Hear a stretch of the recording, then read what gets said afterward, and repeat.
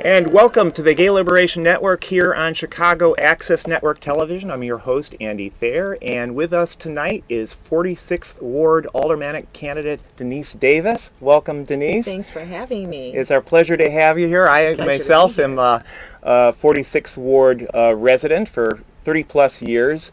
And we've got a number of problems in the ward. We've got violence. We've got loss of low-income housing. Yes, we do. We've got a problem with jobs, shutdown of schools and so forth. And we're going to be getting into all of that in a few moments. Before we do, though, I'd first like to just emphasize that as a nonprofit, we do not make a aldermanic or any candidate endorsements, nor does CAN TV, but certainly the other side is going to have millions of dollars thrown into the campaign. Oh, so yes. We're going to give Ms. Davis a chance to give her side of these important issues. I appreciate that. It's our pleasure, Denice. And you've been a resident of the ward for a long time too. Tell us a little bit about your history, Denice. I moved in to Chicago in 1985. So virtually my first apartment was 4550 North Clarendon 6 months after I got here. So I've roughly been here close to like 29, 30 years now in Uptown, a resident. And she's seen a lot in those years. You used to work for Alderman Helen Schiller. Yes, I was Alderman Schiller's chief of staff. I started with Helen in 1989. I was recruited at that point by Congressman Bobby Rush in 1994 through 1996 when Helen recruited me back as her chief of staff. And I was with her until the day she retired. Okay, there you go. Before we get into more of these issues, though, I'd like to call your attention to a few important announcements. First of all, if you want to get in touch with the Gay Liberation Network, please check out our website, www.gayliberation.net. And you can find out all sorts of information about the activities we're involved with. But there's few important things coming up I'd like to call people's attention to. And first, we've got a situation, of course, the bombing going on in Gaza right now. You see some pictures on your screen there. There's going to be, and right here on your screen here, the ever-shrinking Palestine, the first screen being from 1946, the last screen there on your right being 2011. That is what has happened to Palestinians' land, and if you want to point to the cause of the violence, that really is it, that the people that are kept down are not going to take that violence of dispossession, and that's really, I think, at the cause of the violence right now. And unfortunately, that's being done with our tax dollars. And tomorrow, there's an important way that people can respond to this. There's going to be a demonstration involving this man you see on your screen on your right here. He lost 6 of his family members in Gaza on Tuesday night, and he was a speaker at a recent demonstration. I'm sure he'll be there tomorrow at the demonstration that's going to be at Michigan Avenue in Congress at 3 p.m. tomorrow. So please come out to that very important activity to engage in. The other important activity I'd like to point out is that there is an emergency response plan if and when the United States starts bombing Iraq again. And the picture that you see on your screen there is unfortunately the results of a previous U.S. attack. And that emergency response protest will happen at 5 p.m. At Federal Plaza on the day that the bombing begins. Federal Plaza is at the corner of Dearborn Street and Adams. And I'd like to, in a few moments, show a little bit of information about your participation in the Pride Parade here, Denice. Fun. Yes. It's a wonderful time. Tell us your thoughts about that, Denice. It was exhilarating. The people were phenomenal. I had a lot of support, more support than what I ever dreamed. And it was just a day of beauty because everyone was out, thousands upon thousands. Was it 1 million, I think? Over 1 million. There Over you a can million. see Denice's contingent there. She was part of our Open the Borders, Stop Deportations contingent. There's some of your supporters there in the parade with us. Tell us more about your thoughts about the parade, Denice. First of all, it started right out in front of my house, which was fantastic. Normally, I'm sitting out there with my hibachi, but this year I was actually in the parade. It was wonderful. We had a fabulous time. I mean, even though it was really hot, I think the crowd and everybody revving everybody up, and the cause that we were marching for, the reasons why we were out there. I think it all just made it feel like, okay, it's hot out here, but we don't feel a thing. So I loved it. I loved it. Great. And in order to get in touch with Denice's campaign, just go to her website, davisforthepeople.org. Again, we can't do endorsements here on this program, nor can TV, but we do want to let people know how to get in touch with your campaign. We'll have that graphic up there a little later in the program. I'd like to talk, though, about the situation of income inequality that we're facing, not just in the ward, but citywide. What are your thoughts about that, Denice? Well, you see it every day in the paper, and you read it every day. I think we're nationwide now in regards to the murders, which brings us to what we need is jobs. What we need is real employment. What we need is real programs with teeth in it, not something that's watered down, something that's going to really be productive for whoever, Mr. I have no job or Miss I have no job now. Something that's going to give them stability. If you don't have stability, you don't have anything. Period. And I think what's going on right now, not only in our community, but across the city, is the lack of employment and the lack of programs. And so it's not giving anyone, and there's really nothing out there to look forward to. You go to all these job fairs, bring some job fairs with some real teeth that's going to be really hiring people. Navy Pier have them all the time, but how many people actually really come get out jobs out of those? Yeah, absolutely. So stop playing games. Let's get down to business. Let's put some real teeth into the things that we actually need around here. And there was recently a Bureau of Labor Statistics report indicating that the level of economic participation, their word for the number of people, the percentage of people who have got jobs that are youth, is at a record low since the statistics began being collected in 1947. At the same time, in just about the same edition of the Wall Street Journal, I read that there's a problem, mind you, of traffic jams for private jets, because there's apparently a record number of private jets flying around the United States, and they have difficulty in airports, and so these problems we need. Air traffic, are you? For private jets, for yes, private jets. yes, which says something about what's happening in our city and our country in terms of the economic. The rich are getting richer, and the poor is getting poorer. And I do not honestly believe that there's no such thing as middle class anymore. Not for me. You're either rich or you're poor. That same loaf of bread that you're going to pay for at the Jewel, $1.49. If you have $1 million, it's $1.49. And if you have $1 and that's all you have, you still need 49 cents. Yeah, it's going to cost the same thing. It's not equal. Nothing. It's not equal. You can't do anything anymore without holding on to your pennies, or I might have to save this $5 to go with the light bill. So it's horrible right now. Well, in fact, there was a statistic that recently came out that the average working person's real income has gone down some 35% since the mid-1970s, while the income gains of the richest 0.01% have increased sevenfold over that same period. So a bad situation that we saw. We lived in Uptown, at least I did, in the late 70s, and the income situation is just getting worse and worse.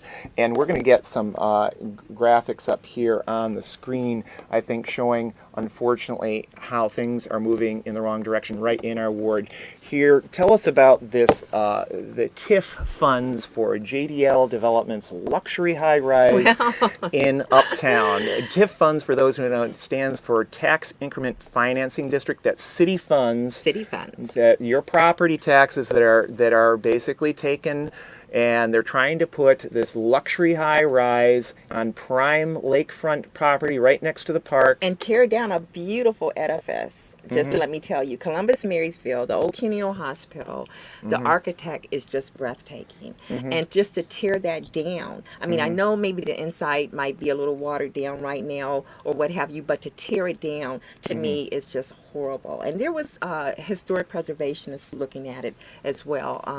There was a lot of people, different different groups. Cuneo, Friends for Cuneo was looking at it. A lot of people, but nobody was hearing us. Yeah, so unfortunately, our current alderman, Kappelman, wants to give $14 million in city funds for that luxury high-rise building, and that is in the wake of a series of rip-offs, frankly, that we've seen. There's another picture of that Keeping scene. in mind, to me, I'm sorry for cutting you off, but keeping in mind, the TIF, to my understanding, was created for blighted areas. Exactly. And it's not to create luxury high-rises, particularly when you have directly across the street Clarendon Park that is falling apart. And they have no money there. Just last week, Clarendon had to close down because it flooded. Through the bad storm we had. And here's one of the most recent TIF rip-offs when they put in the Borders bookstore, a multi-million-dollar bookstore chain, just blocks away from an independent bookstore. They gave $7 million in order to that developer, and the thing just went bust. And probably most insulting is when the deeply impoverished Chicago Mercantile Exchange got $15 million in TIF funding in order to renovate the Board of Trade building. And Unbelievable. And finally here, of course, Rahm Emanuel and his developer buddies are in the thick of it, collecting the cash for the next mayoralty, and James Kappelman and his buddies, his number one campaign contributors, I believe, are also developers, aren't they, Denice? Absolutely. His D2s are smothered with nothing but developers or real estate agents and or property owners. But it's all developers, the bulk of his major money. Shame on him. And finally here, this is a graphic that I think really shows what's happening here in Chicago. On your left-hand side there, you have the income distribution as of 1970, according to the Census Bureau. The dark green portions that you see there are the people who are making over 200% of the median wage. The dark red ones are people making 0 to 45% of the median wage. You switch over to the right-hand side as of 2012, you have a plethora of dark red. That's the very poorest, spreading all throughout the city. And then you have the dark green that have expanded as well. And what you see the wiping out of is the gray, which was the most people in the middle income. That is no longer there. Existing. So we have a caller, at least one caller on CAN TV. Caller, what's your question or comment, please? It's a comment. You were mentioning about the percentage of youth that were unemployed. I just want to say this. You have to instruct children and drill into them that they need to be self-starters. You have to get up bright and early in the morning. You have to beat somebody into a job someplace. In other words, get there ahead of them if you're looking for a job, and be willing to take an entry-level job. A lot of times, you might have young people who've made illicit money or are looking for easy money. There is no easy money in life. But if you're a self-starter, you get up early in the morning and look for an honest entry-level job. Be willing to take anything and be able to and get up early enough that if you need to get on the bus and get there. But once you've got your first entry-level job, you start, it's a feeling of self-esteem and satisfaction. And I never met anybody who honestly didn't look for work that didn't eventually find it in a shorter period of time. But if they start hanging around with other kids and people that say, well, I can't find a job, nobody's working, you get off track. You really have to put your nose to the grindstone. And if you're able to help anyone that age out with any part-time work, any adults, I would encourage them to do so. But again, there's a lot of kids out there that really, just like I say, give them a little motivation. Sometimes, maybe even if it's shaming them, and I know people don't like to use that word. When I was, I was in high school, we're gonna have to cut it short here. I give Denice a chance. I'm gonna give Denice a chance to respond here. Go ahead, Denice. I agree with you, caller, in regards to getting up early and being a self-starter, and that would be doable if there was something to self-start for. There's nothing out there. Yeah.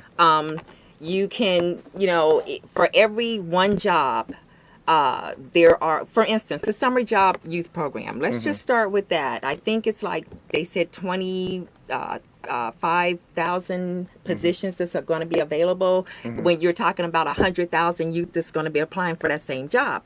So we need more. We need more. And yeah, you're right. They employers need to open up their doors. Small businesses need to take the neighbor to come in and get candy every day and say, hey, I'll give you a couple of dollars to lift some boxes. They would love to do it. They want to work. The opportunity just doesn't present itself at this time. So I'm with you. I know what you're saying, but right now it's not reality. Well, and you've got a situation during following the Great Recession where people of various age groups were trading down to jobs. So the 30-somethings were taking the jobs that the school leavers, the college students were taking. And so the college students were taking the waiting jobs, the retail jobs, not in their position, and they're saying, boy, I can't pay off these student loans in this situation. Absolutely. And those waiting jobs, those retail jobs, those were the jobs that used to go to the 18-year-olds, the 17-year-olds, the 16-year-olds. And now the college students have them. And it's not even covering and it's your not student enough loans. to cover the student loans. Absolutely. Exactly. And this has been a trading down of jobs right across the economy, and that's why you have the statistics medianing.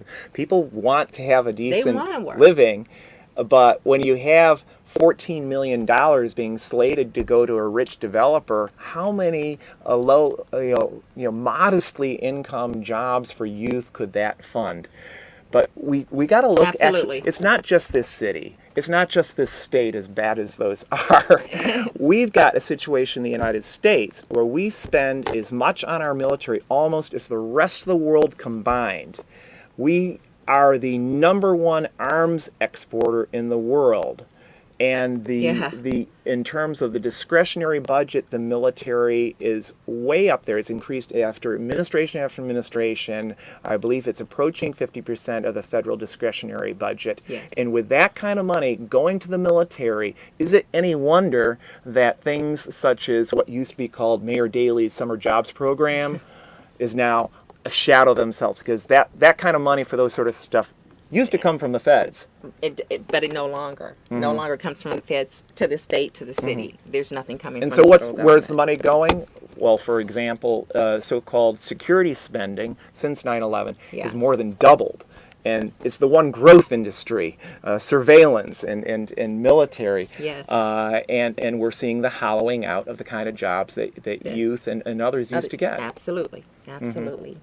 So I'd like to talk a little bit more about the whole violent situation, because over the July 4th weekend, Chicago had, according to the press, 18 people shot, 14 dead. Is that correct? I believe that's what. I think it was more like 80. Oh, you're right. 80 people, shot I was getting and called 14 from dead. Youngstown, Ohio. Are you okay up there? You know? Well, one young person was killed right down in the ward on the corner, Absolutely. Just a few blocks south of where I live, and 2 blocks west of where I live. Yeah, right there on Montrose. Yes. And the issue then becomes, you can decry the violence, you can have marches and so forth, but I think until you have the jobs. Until you give, it's easy for someone to say, tell them to get off the corner, pull their pants up and go get a job. Well, first of all, you have to have a job to go to. There have to be some employment to go to. You have to create. You have to fight for choices and resources.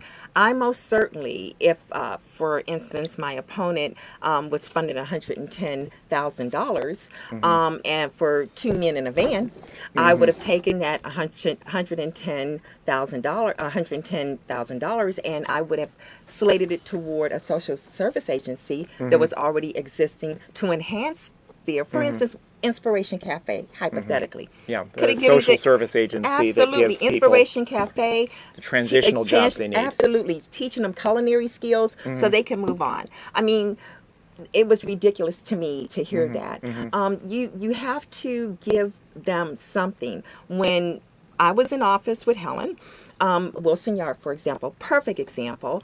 We paid out of the TIF funds money to Dawson Technical College for young people, mostly men who had felonies, and you can't go to college. You can't get a job, or if you do go to college, you have to pay out of pocket. You can't get any kind of grants or loans or anything like that to go to see if they, whatever they want to do in terms of roofing or bricklaying or construction work.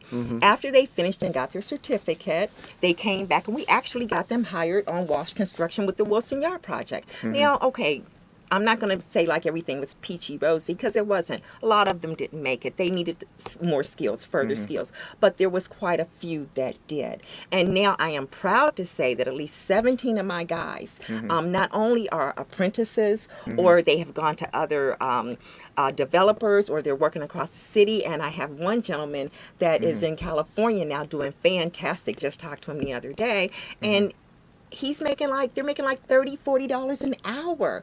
You have to give to get. Yeah, and that's something you can actually support yourself in terms of the housing, which is another crisis in the ward. Yeah, Tell absolutely. us about the destruction of low-income housing in the ward. I'm going to just bring you up to speed with what's going on today. I'm going to tell you about the SROs that are closing. Right. We've had 1,200. We've had 1,200 units closed that has displaced more than 1,800 people. That's 1,200 in the ward. 1,200 in our ward. 2,200 2,200 across the city, Mm-hmm. but 1,200 in our ward, over half in our ward. What is that telling you people? Anyway, the fact of it is that the majority of those people in the SROs had one paycheck, period. They were displaced, not only displaced out of their homes, they were displaced out of the ward. They couldn't find anything. Even though my opponent said that he had people working with each and every individual to find housing, I know for a fact that there's a couple of people living under Wilson Avenue Bridge right now. Let's go to the Lawrence House, why don't we? Full of seniors. Nothing but seniors. I've been there. It was a beautiful edifice. Yes, the previous landlord, he was a slumlord. Let's get real. And it did go down. However, it was still their housing, Andy. It was still their housing. They're senior citizens. Where are they at now? I don't know where. A lot of them were my friends. I don't even know where my friends are. Well, and as we saw with the CHA displacements, a lot of those folks, the CHA lost track of after they promised to do replacement housing. Of course, they never did. They never did. Yeah. And by law, when you tier one down, in terms of senior housing and or Section 8 housing or project-based housing, when you tier one down, you have to replace it and or you have to give them a voucher. Yeah. And I don't know if they did either. I know they didn't replace. Okay, well, we're going to have to wind this up here pretty soon. Again, my guest here has been 46th Ward Alderman candidate Denice Davis, and we're going to get you some information up on your screen here about how you can get in touch with her campaign in just a second, but we're also going to get you some information about some other important activities coming up here. First of all, the emergency demonstration tomorrow at 3 p.m. at the corner of Michigan Avenue and Congress, again to protest the continuing onslaught against Gaza. Secondly, the emergency response protest on the day the United States starts bombing Iraq again. That emergency response protest will happen at the Federal Plaza corner of Dearborn and Adams Street at 5 p.m. on whatever date that is. And then finally, you should get in touch with the Denice Davis Aldermanic campaign here at Davis for the People. If you enjoyed what you heard tonight, please do get in touch with her. And or Denice Davis. or Denice Davis. Okay. And then finally, a few closing announcements here. Our next GLN meeting, we meet the first Wednesday of each month at 7 p.m. at the Burger Park Cultural Center corner of Sheridan and Granville. And our next show here on CAN TV. Again, we're typically the second Friday evening of the month. And it's going to be Friday, August 8th is our next one. And then finally, we'd like to say some thanks to the people who helped make tonight's program possible.